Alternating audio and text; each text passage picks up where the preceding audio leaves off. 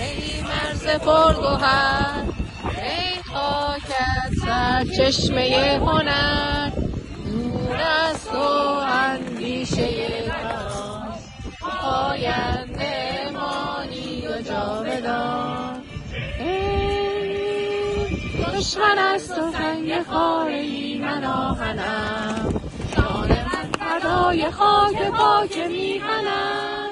مهر تو شد ریشم، نور از تو نیست اندیشم. در راه تو کی ارزشی دارد این جان ما، پاینده باد خاک ایران ما.